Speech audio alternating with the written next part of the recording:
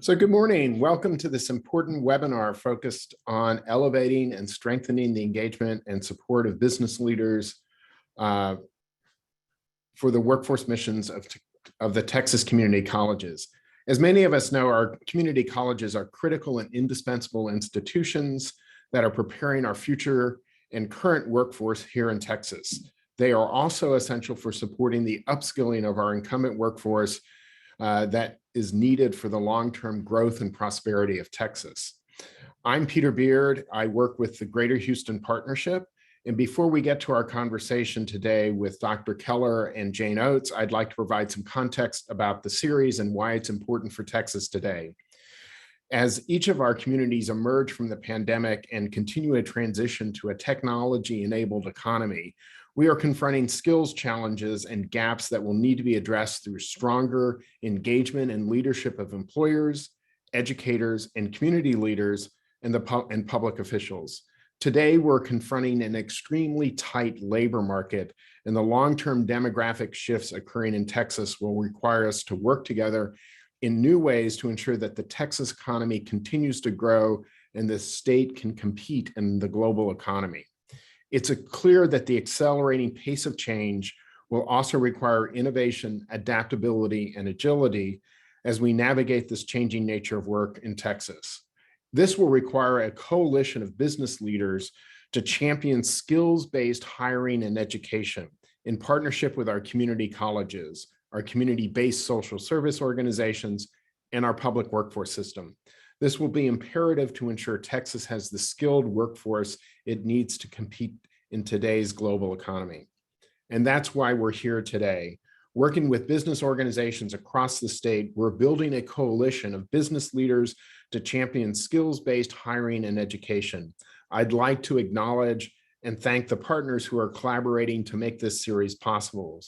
This includes the Austin Chamber of Commerce, the Dallas Regional Chamber, the Greater Houston Partnership, the San Antonio Chamber, and the Texas Association of Business and the TAB Foundation.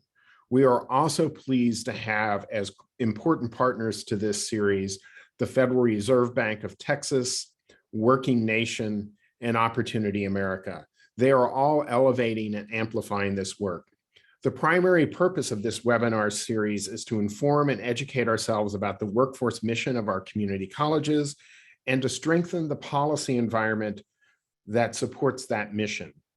We are inviting employers, chambers, business leaders, and business associations to join us in championing the critical role our community colleges play today in the state of Texas. We invite you to help create and broaden a truly statewide business-led coalition that champions community colleges as the indispensable institutions that can build a talent-strong Texas. In March, we hosted Tamar Jacoby, President and CEO of the Opportunity America, to share insightful research she and her organization have been doing about the indispensable role of colleges. We also heard, as part of that series, Dr. Lonnie Howard of the Lamar Institute of Technology, Dr. Christy Ponce of Temple College, and Dr. William Serrato of El Paso College about how they're working specifically with the business community to strengthen their workforce programs. In April, we hosted 5 employers who shared how they have developed strong relationships and partnerships with their community colleges. These employers shared insights into how community colleges can develop the workforce of the future and improve the skills of incumbent workers. Those videos are available on the TAB website. I want to thank all of our partners and stakeholders for your interest in and support of this important series. And in the coming weeks, we will share information about the plans for future topics, including the role of dual credit and PTech, career navigation and student success, and the future of lifelong learning. And in the fall, we will be hosting an in-person capstone event for the series. And today, it is truly my pleasure to welcome Dr. Harrison Keller, who serves as the Commissioner for Higher Education in Texas. Harrison's leadership and focus has been instrumental as the state works to create a favorable policy environment that will develop a skilled and ready workforce. Recently, the Texas Higher Education Coordinating Board released its 2022 to 2030 strategic plan, called Building a Talent Strong Texas, Fostering the Skills and Spurring Innovation Vital to the Texas Economy. It is clear from this plan that post-secondary education and skills development are crucial for the long-term prosperity of our state and its residents. We can only achieve this when employers and industry leaders are working in close partnership with our community colleges. We also welcome back a friend of ours, Jane Oates, who leads Working Nation, whose mission is to bring to light the hard truths about the looming unemployment crisis and bring the country together to create and amplify solutions for a changing economy. Jane will be guiding the conversation today and moderating the questions we receive from the audience. I should also note that Jane is having some internet challenges, so she will be on her phone, but she will be monitoring the chat. Just a couple of reminders. All attendees are muted and your videos are turned off for the entirety of the webinar. Please do not use the chat function for questions and answers you want Harrison to answer. This will not be moderated for questions. The chat function should be used to connect with our production team if you're having any issues. If you have any questions for Commissioner Keller, you should use the Q&A tab at the bottom of your screen. This will be moderated. Harrison, thank you for joining us today. I'm looking forward to hearing your views and your ideas about how businesses and employers can lean into the workforce mission of our community colleges and support the Building a Talent Strong Texas plan. As you know, the partners in this series represent the business community and employers. We believe regional economies are competitive and growing when their businesses can compete successfully in the global economy, while also supporting a high and rising living standard for their workers and the residents of their regions. Our state's economy will grow and provide opportunity when we focus ensuring the state's talent has the skills to succeed in a dynamic 21st century economy, and when our residents share in that economic prosperity. And Jane, welcome back. Sorry we won't see you on camera.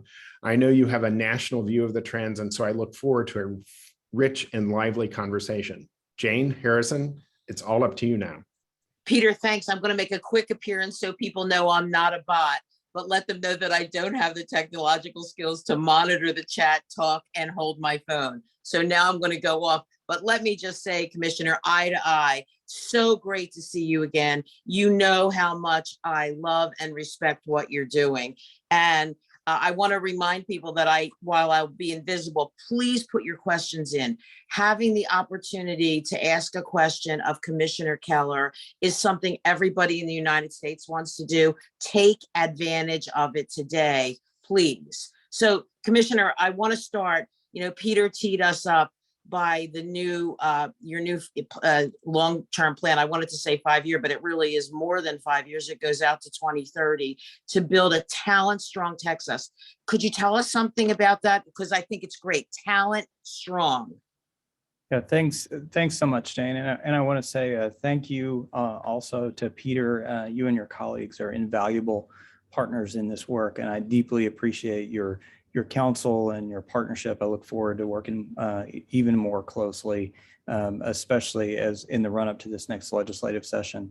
And you all were invaluable partners also in the development of this new plan. I'm very proud of the Talent Strong Texas plan. This was the product of more than a year's work where we engaged hundreds of stakeholders across the state, the Texas Higher Education Coordinating Board and the Texas Higher Education Foundation, heard from educators, K-12 and higher education educators. We heard from employers. We heard from workforce entities, from policymakers. We polled the general public so that we could produce a plan that better reflects what Texas needs today from its colleges and universities. And so there are 4 pillars that I'd like to highlight from the Building a Talent Strong Texas plan that are importantly different from what we had before. So our previous plan was called 60 by 30 Texas, and it was called 60 by 30 because the headline goal was that by 2030, we wanted to have 60% of our young working population, so the folks who'd be 25 to 34-year-olds in 2030, have some kind of degree or certificate. Now, it's important that we don't deprioritize that younger working population, but of course, what we've seen over the last couple of years is the pandemic accelerated trends that were already underway in the economy much faster than anyone anticipated. And we have hundreds of thousands of Texans we're going to need to reskill and upskill.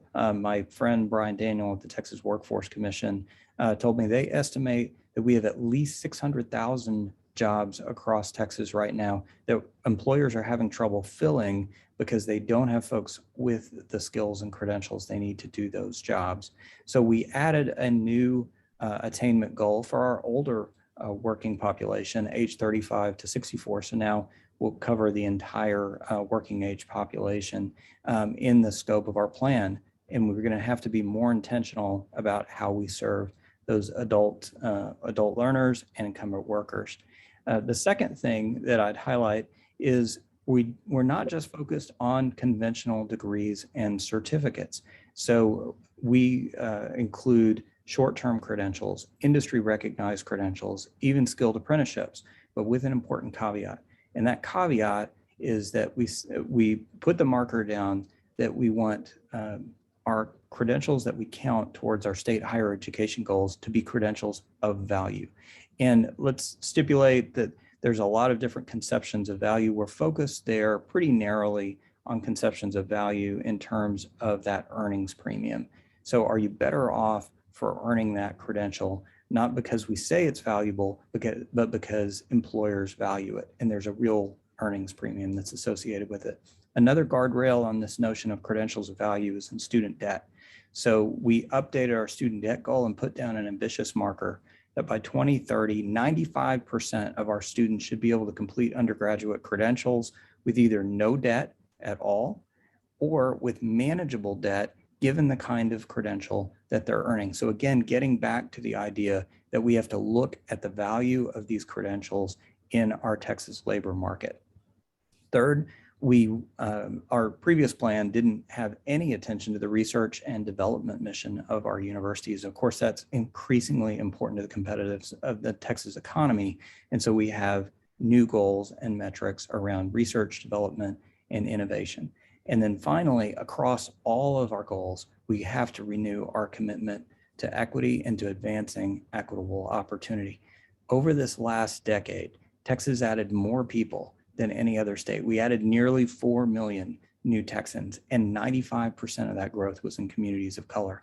So if we don't advance our goals equitably, it's not possible for us to achieve our goals. So again, I'm very proud of this work. I'm grateful to many of the folks who are in the audience today for your partnership, and I'm looking forward to the work ahead. This is an exciting new direction for the state. We are the first state to condition our goals for higher education on the value of those credentials to individuals in our labor market. Oh, Commissioner, there's so much to dig into here. And before I start with my questions, I'm going to ask a question that already came into the Q&A box from Michael Birch. And he asked, what sort of initiatives are in the works that can help lower tuition and make higher education? And he includes everything in that: trade schools, certificates, community colleges, universities, more accessible. Is the state looking to expand programs like the Dallas County Promise? Thank you, Michael, for that question. And Commissioner, it's a big one. Yeah, no, I appreciate that. There are a number of initiatives and pilots underway. This is the number one place that our institutions have focused those federal stimulus dollars is on financial aid for students.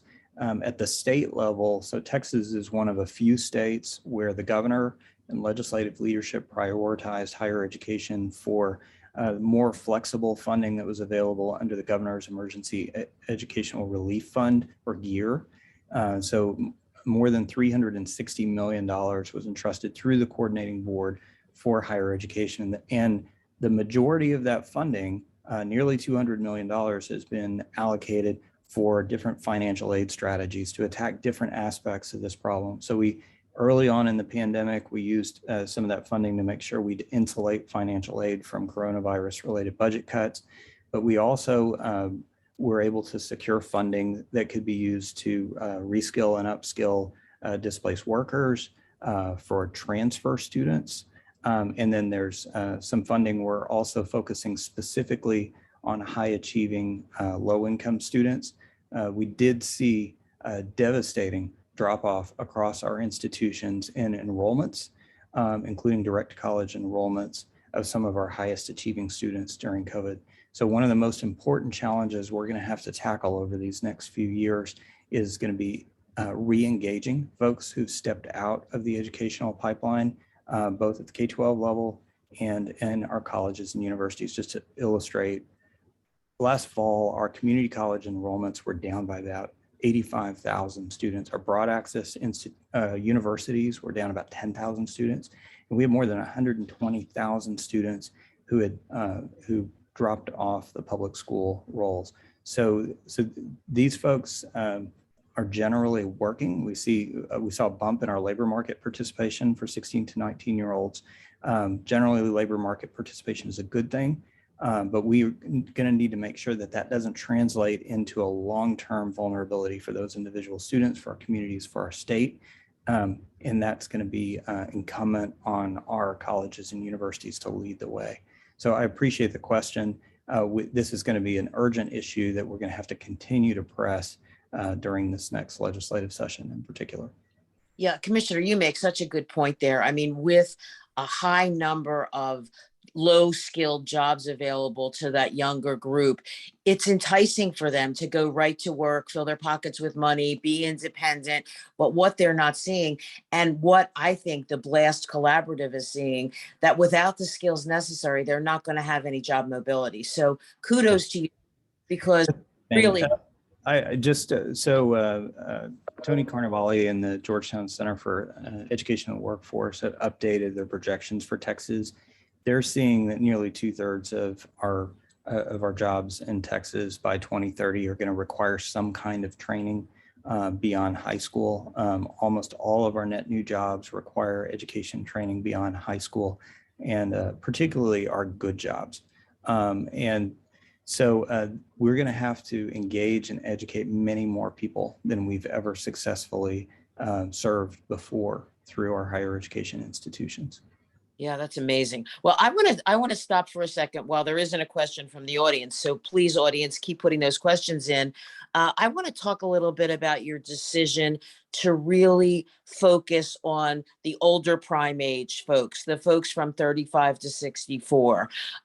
Why do you think they need, I agree with you, but why do you think they need a special focus in order to really compete in the new Texas economy? So here's one data point that was a little startling, that illustrates the urgency and the need, I think, really well. So the Texas Workforce Commission reported that in the unemployment claims that they processed over these last 2 years, more than 70% of those unemployment claims were from folks who didn't have education beyond a high school diploma. The bachelor's degree holders were only about 3% of the claims that they processed. There's this striking correlation that's become much more pronounced over this last year between unemployment and educational attainment. And so what we see is there were a lot of folks who suddenly were displaced, who found that they might need additional training, additional skills, sometimes to get a similar job in the same industry, because employers' needs were changing, again, faster than anyone anticipated.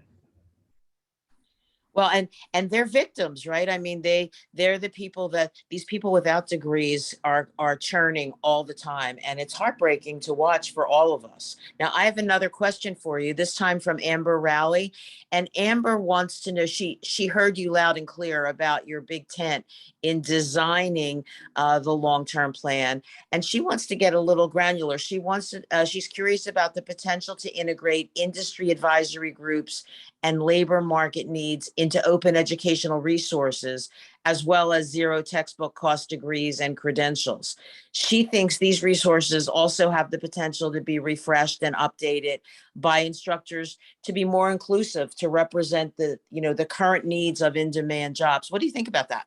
I am all in on that. So that's like didn't plant that question, but love that comment, that suggestion. I completely agree. So fortunately, the legislature had provided some funding to the agency in the 2019 legislative session to stand up a state OER repository. And the design that we chose was one that would allow us to partner with and leverage multiple repositories, sort of a clearinghouse for different repositories. So for example, like Rice OpenStax is a partner in our state OER repository. We've also focused some funding for the frequently transferred courses, for college readiness courses, and for workforce education courses around development of OER resources. I'm very enthusiastic about it, not only because open educational resources are free to students, but as Amber mentions, these are resources that can be customized for different contexts, right? It's easier to keep them up to date. They can be, you can add in additional materials that you might need in a particular institution or educational context. And so that enables us to innovate and to iterate on the content much faster.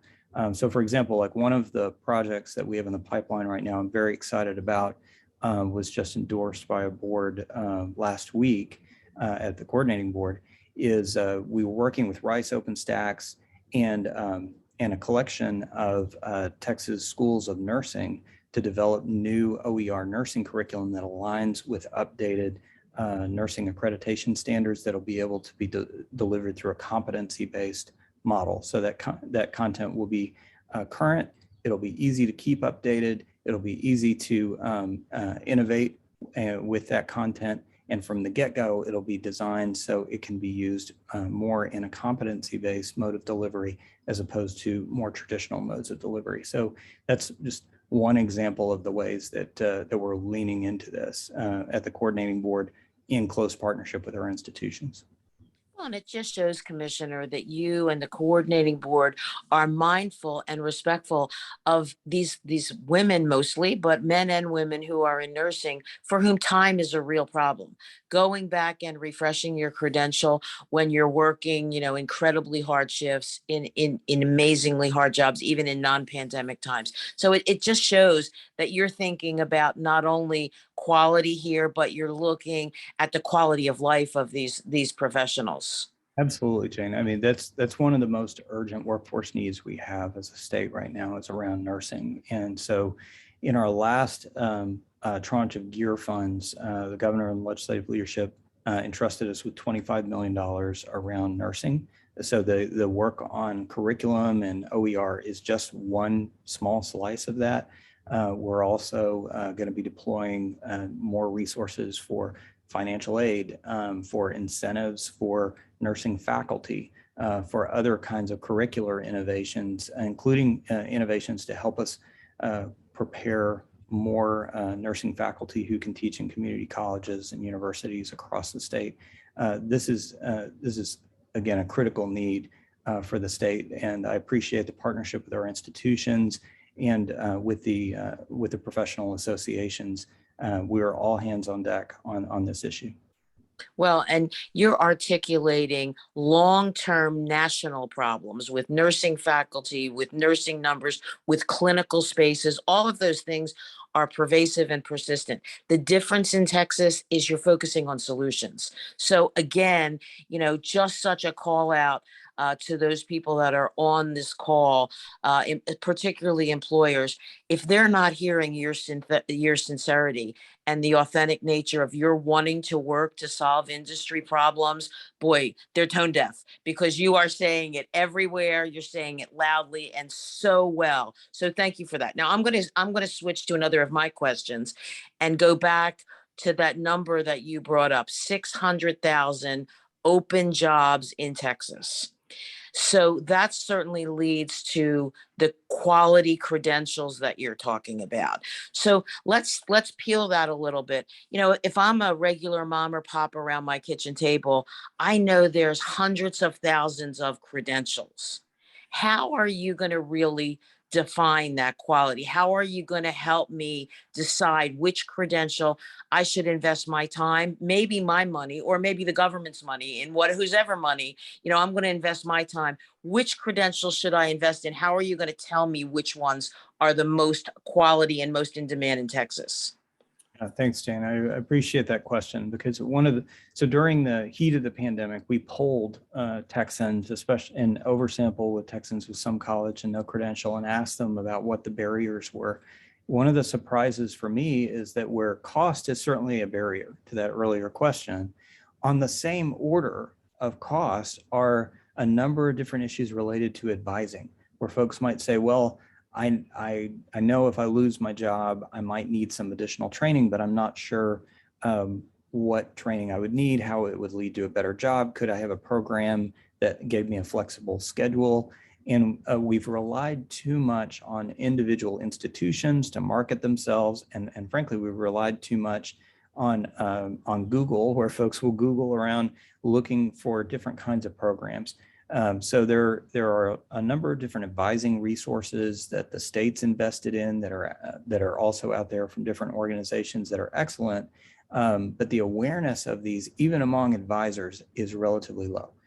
So one of the responses that we're taking on in Texas is an initiative that we've teed up in partnership with the Texas Education Agency, Texas Workforce Commission, that we're calling My Texas Future. So later this year, we'll roll out a one-stop portal called My Texas Future. And the idea is to have one place that we can drive traffic. This work builds on some work that we incubated in Greater Houston in partnership with the Greater Houston Partnership and Houston area higher education institutions. We've got coordinated, customizable marketing materials that we've developed around this.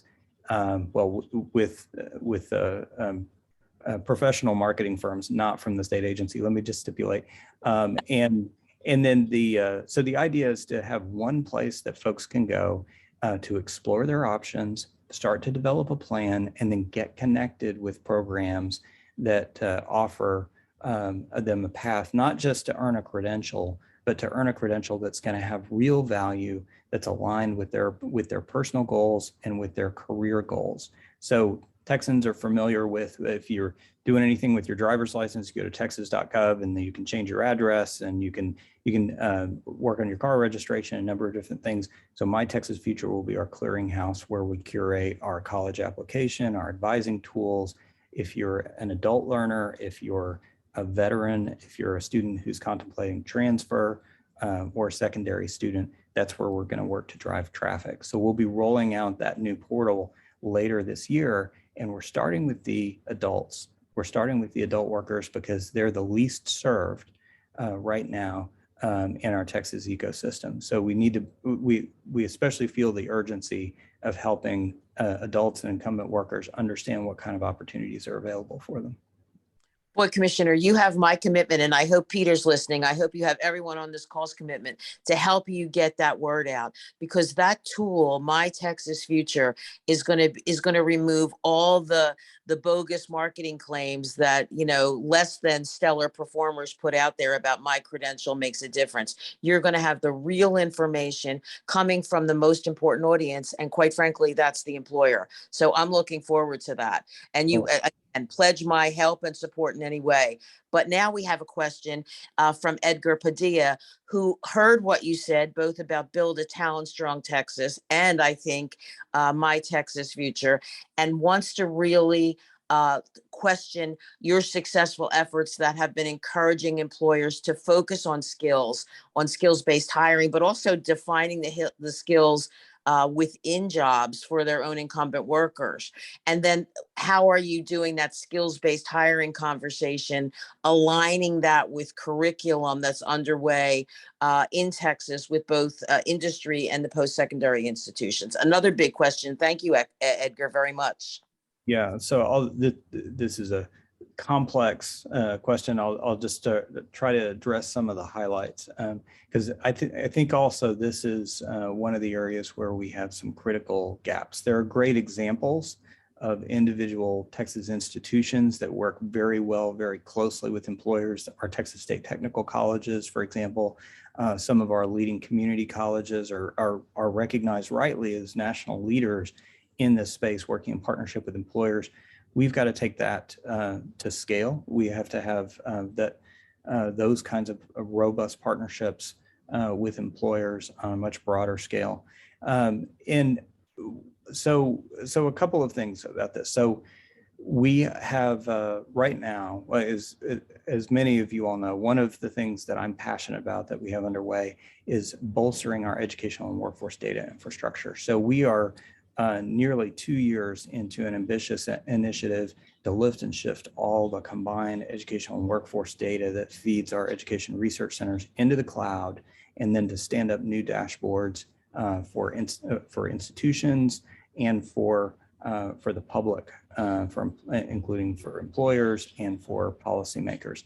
Later this year, we'll be rolling out those public dashboards that are aligned with the Talent Strong Texas goals. So folks will be able to see what the production of different credentials looks like over time, what earnings looks like over time, what debt looks like over time, and to disaggregate that data, not just by institution and type of program, but by race, by gender, by income, and by geography.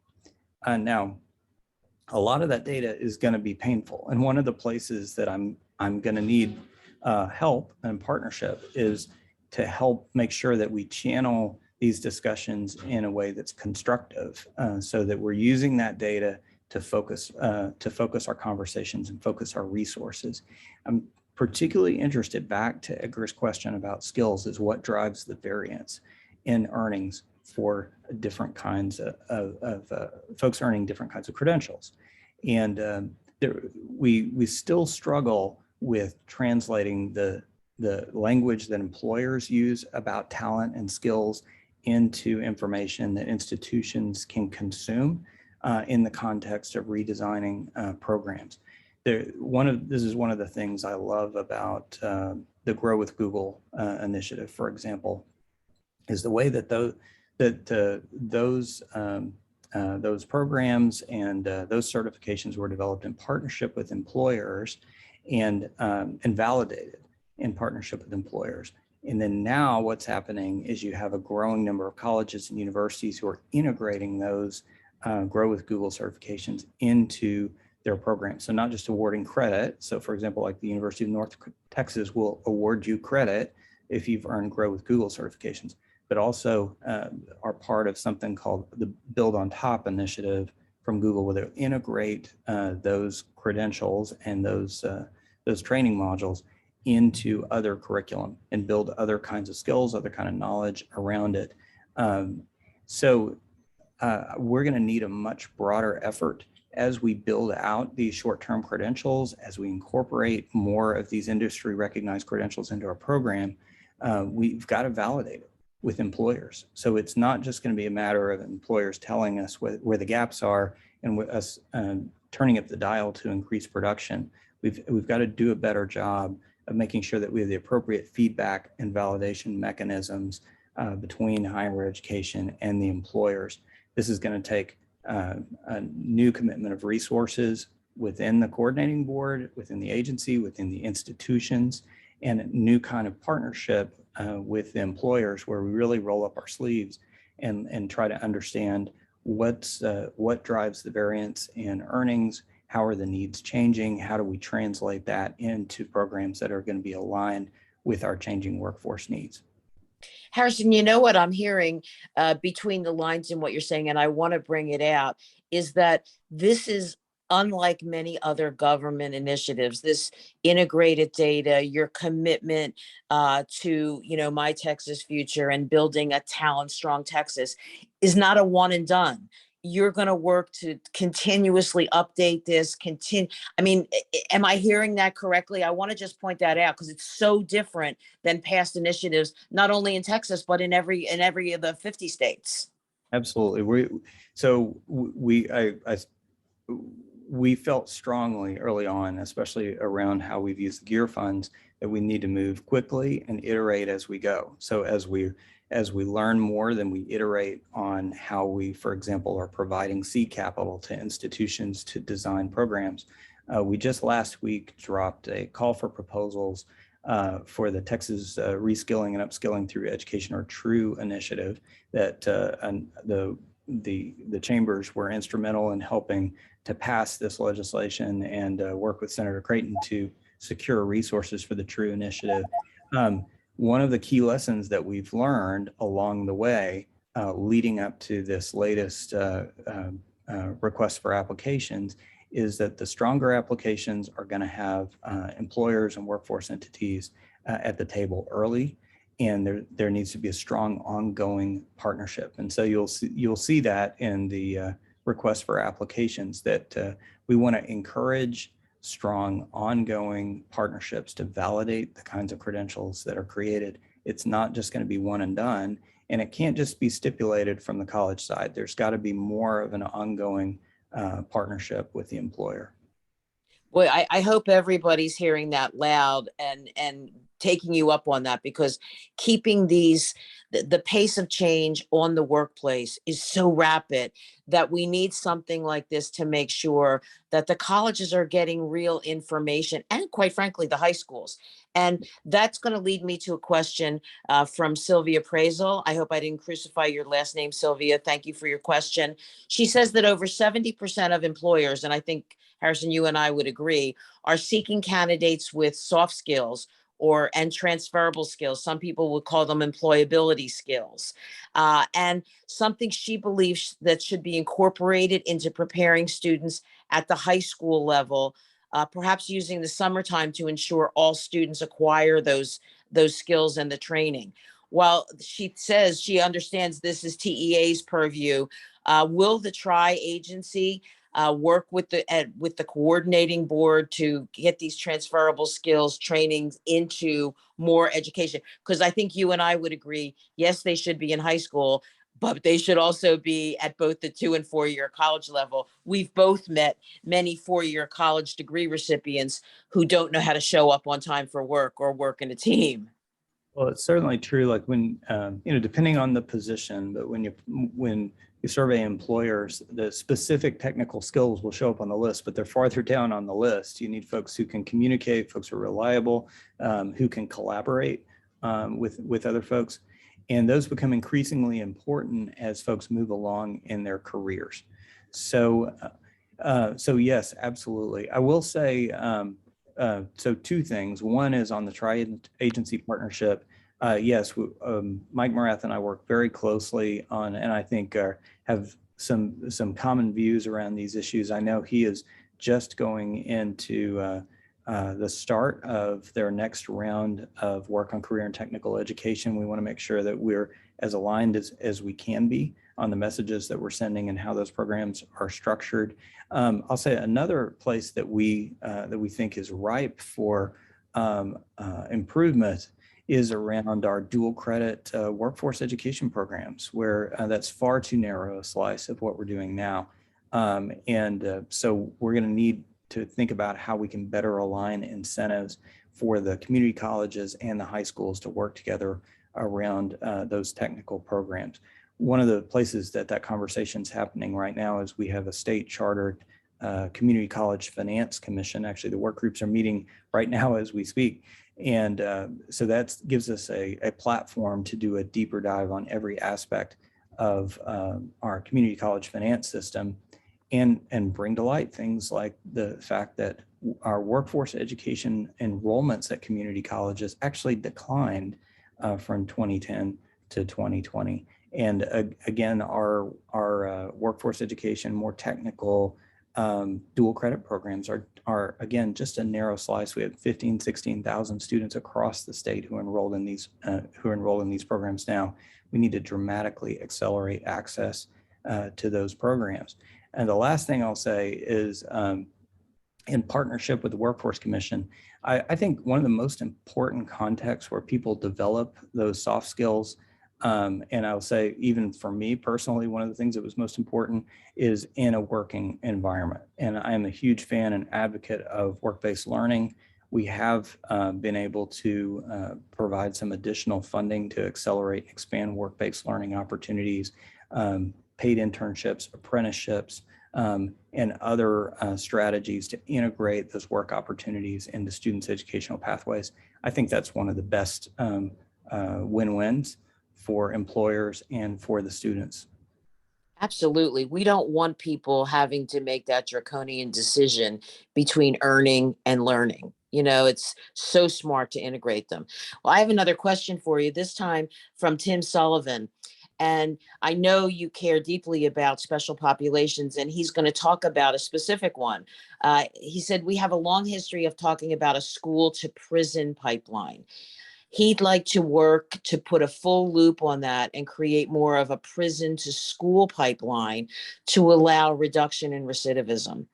And he talks about specifically what the Wyndham School District has done, the great work they have done, and he needs more particular. He said we need more, particularly for women.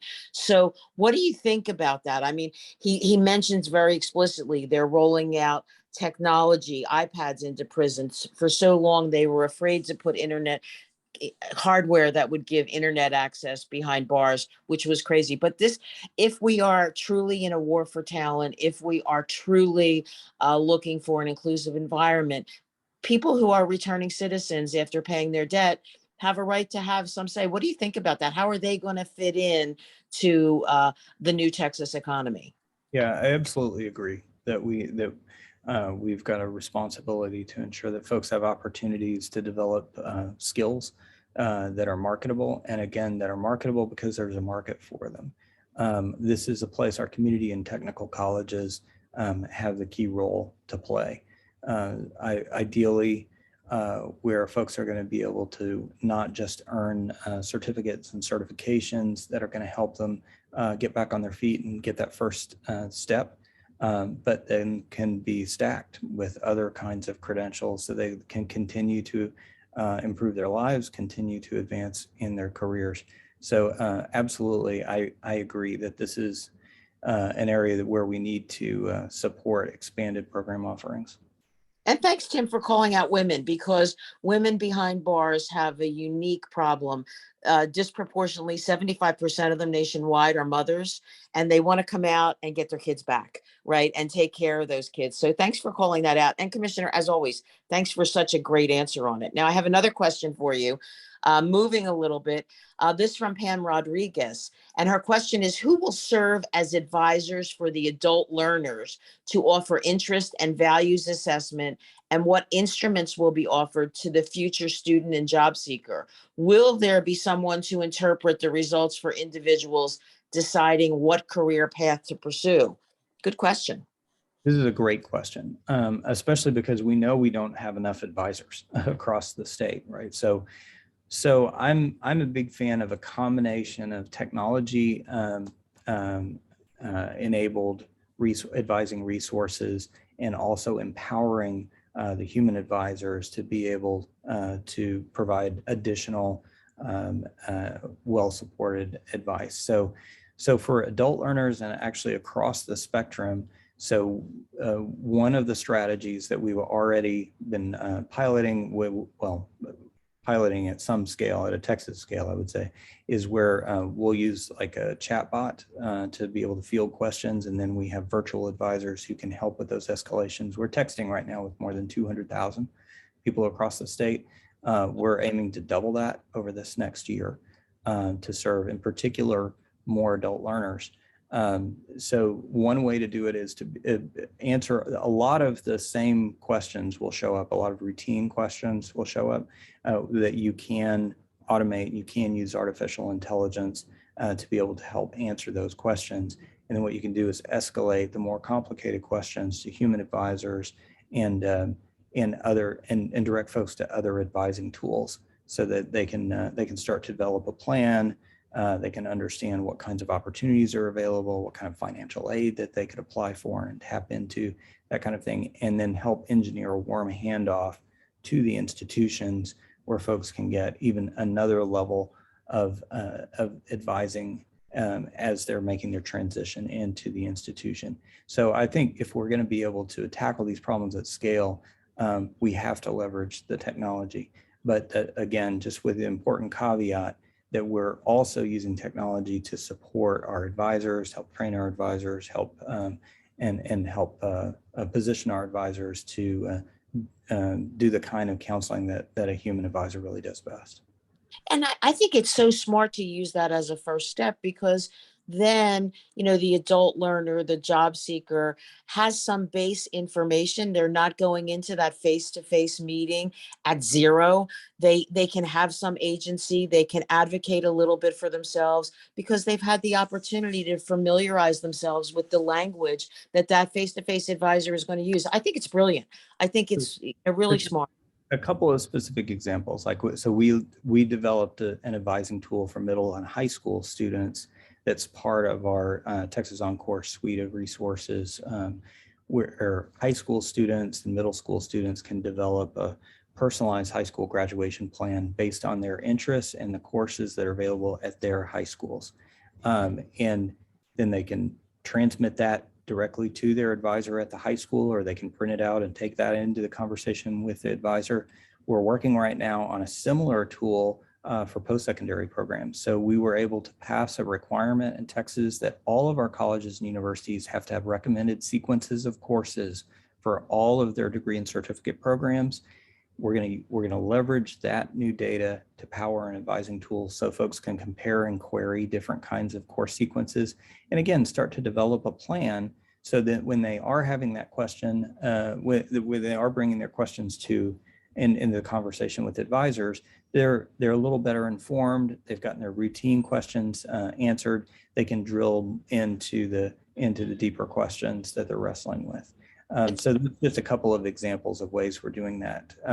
There are other kinds of tools we're piloting that we've developed. We're reaching out to different folks who have who developed surveys for folks to help figure out what their interests would be, what their career interests might be over time, that kind of thing. But that's one of the reasons I'm excited about having sort of a single place that we can curate resources, see what works, and help dial these in so they're going to be more effective to help people make these critical decisions.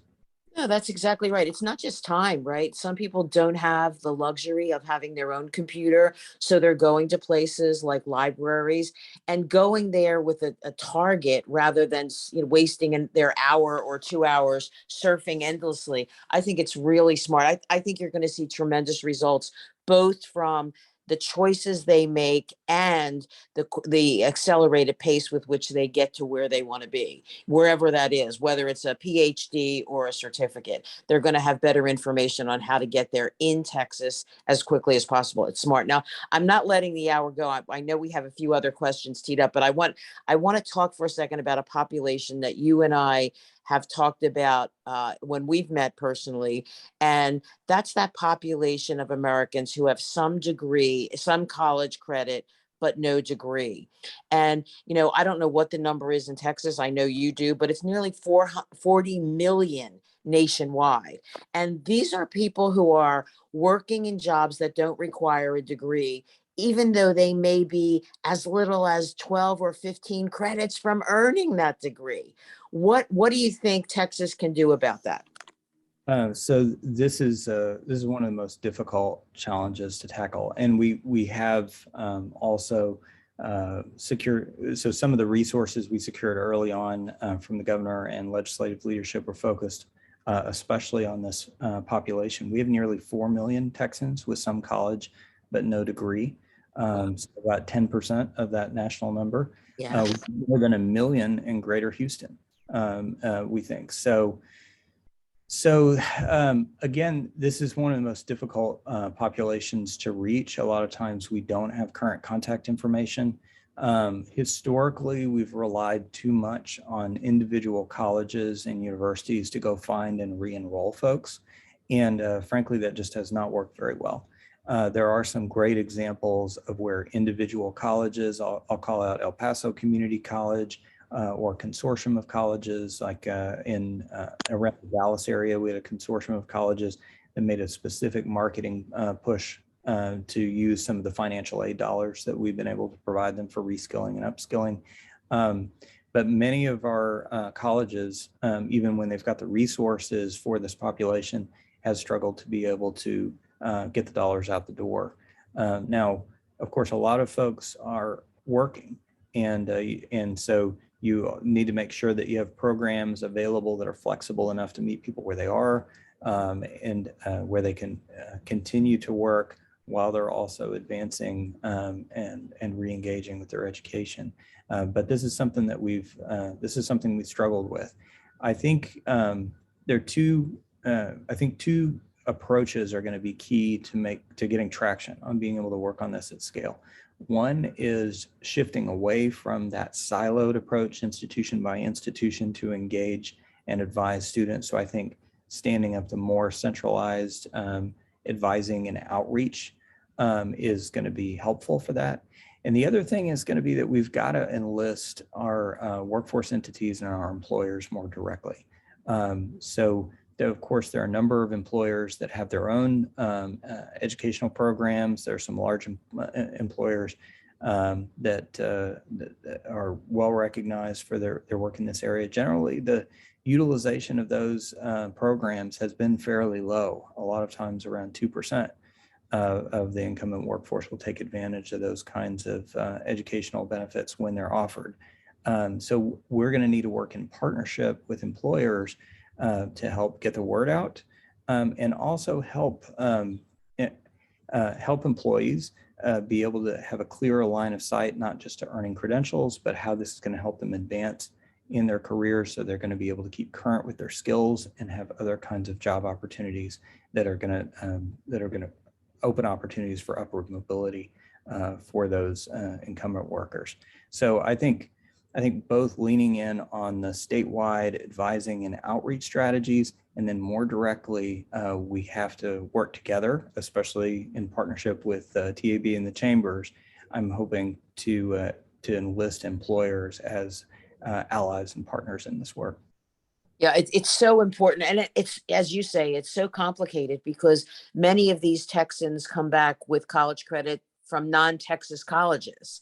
So, and many of them come back with credits from more than one in-state, out-of-state college. So it is not a one-size-fits-all, a very complicated problem. But I think you're exactly right. Getting the employers to help with that, because many of them are offering tuition as a benefit and making sure they get the right guidance so that they can finish their degree quickly rather than swimming, in another 100 credits. By the way, I forgot to mention to you, I don't know whether you know, Google made an announcement yesterday that they're going to give free scholarships for Grow with Google to small business and medium-sized business. I was so excited about that because you keep bringing up small business. They're the backbone of every economy, right? We love our big employers, but those small buses, really make the difference. So I have another, we're talking about, and I'll say specifically on those Grow with Google credentials, so after programs for frontline healthcare workers, the next two areas that I'm consistently have been hearing from employers they need are digital skills, and they need folks who have data analytics skills. So it's a fantastic move by Google to be able to make high quality resources available that have been validated with dozens of employers and that they continue to iterate on. And again, I'll underline that one of the things I appreciate about the way they're approaching it is there's also this ongoing partnership with colleges and universities. And I'm excited to encourage and support those kinds of collaborations. Well, and you're already doing that, right? You mentioned earlier in the conversation that some of your colleges are already looking at giving college credit for that certification where appropriate. We're not ever talking about diluting the college credit, but where appropriate. And I think that's terrific because it gets people thinking about college as well as thinking about these corporate or organized credentials. I think it's great.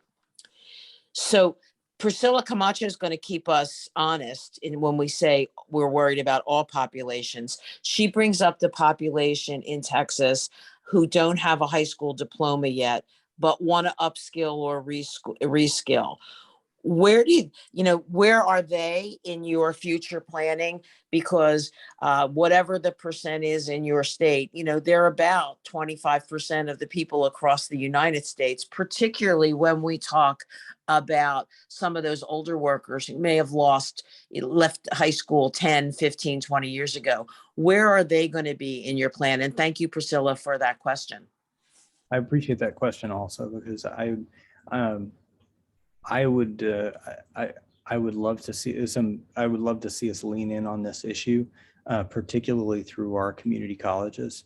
That, again, there's an urgency for us to provide paths for folks to be able to upskill and reskill. And one of the things that's happened is when our policies have been constructed over time with assumptions that folks have very traditional pathways, so that they're going to go directly from high school on to college, and the way we've held institutions accountable, the way we've driven funding tends to assume very traditional modes of delivery and very traditional consumption of education and transition in the workforce. And that's just not the case for the vast majority of people. So again, I think community colleges it can be in partnership with school districts. The school districts have the ability to draw down state funding for students as old as 25. But I think a lot of times folks have more complicated lives and more responsibilities than when they stopped out of secondary education. And the community colleges are going to be maybe better positioned to offer that kind of flexible program that'll help folks complete the high school diploma or equivalency, earn a credential that has real value, and stack that with other kinds of credentials to help them advance in their careers. So Priscilla and others would love to work with you all on this issue, especially in the run up to this next legislative session. So that's a great segue to really say, Harrison, how can people get involved? Realistically, how can people help you move this ball forward? This is really exciting. And I think you can see from the questions we're getting, the lack of the incredible engagement. I mean, you didn't need me, the lack of need for a moderator. You had people asking questions left and right. So people are fired up about this. How can they get themselves get engaged? And how can they get the sector that they represent engaged? Yeah, so there's so across multiple fronts, there are a lot of opportunities and a lot of places that I'm going to need help. So the most immediate would be, I would ask the folks from the chambers, from the associations, and individual employers to lean in on some of these opportunities that we've provided through, especially through community and technical colleges, to stand up new short-term credentials. So I mentioned we just dropped the request for applications last week for the TRUE grants, and so eligible entities for those include the workforce entities, the chambers, the associations themselves, and working in partnership with colleges. And you'll notice in there that we're strongly signaling that we're going to prefer applications from colleges that include those strong ongoing partnerships with employers. This is going to be so important. We're in the next couple of weeks, we're going to drop another call for proposals for all of our higher education institutions. So community and technical colleges, universities, even health-related institutions, for planning grants to help scope out what the needs are and what kinds of programs are going to need to be developed across 6 key areas. So programs for frontline healthcare workers, data analytics, digital skills, but also general management and sales, transportation and logistics, and advanced manufacturing. So there are grant opportunities out there, hopefully to catalyze these conversations with colleges and universities and employers, and that's something that we can start working on right now. The second thing is we are going to need to work closely with chambers and associations and other key stakeholders as we're mapping out how we better support our work on workforce education. We are going to be standing up a new advisory group and some new capabilities within our agency, specifically focused on that question of how we translate what we're hearing from y'all into information that the colleges can more readily and more rapidly consume. And then the third thing, to pick up on the conversation we had around Priscilla's question, there are a number of different policy issues where we need to advocate for funding to be able to continue to make strategic investments in the kinds of programs that we need to make sure that the high quality data is going to continue to be there. There's a ton of work that we're going to have to do over time to enhance our UI wage reporting, to enhance data on the range of credentials that we collect, so that we've got a good sense of what's getting traction and what isn't, what translates into value for individuals, how that varies across different regions of the state, how that varies across different kinds of programs. So no shortage of opportunities to work together. The need is urgent. And so I'm looking forward to this next phase of the work, but it's certainly not something that we could do on our own from the Texas Higher Education Coordinating Board, or even us in partnership with the institutions. We have to have more robust partnerships with employers and with chambers and the workforce entities in general across Texas. So please, every participant, you got your invitation. You are being invited to participate individually and collectively in building a talent strong Texas by no other than the commissioner himself. So Harrison, thanks so much. I don't know how to thank you. This time flew, such great information. And I want to thank the audience for taking time out of your busy day to participate in what I think is one of the most important conversations going on in the state. You heard from a great leader who's giving great service, and he asked for your participation. We're going to ask him to come back. Harrison, that's a cue for you. Don't think you're out of it. We're going to ask you to come back and update whenever you're ready. And we're going to ask the audience to not only join us for future sessions, but get other people that should be engaged in these conversations to join us as well. Let's build a talent strong Texas that's an inclusive Texas for all Texans, and keep growing. If you have questions or feedback on the series, you can contact Peter Beard at the Greater Houston Partnership or Elizabeth McLean at the Dallas Regional Chamber. Thanks again for joining us. And thank you, Commissioner. You're always great. Oh, well, thanks for the opportunity. I really appreciate it and look forward to working even more closely together with you all.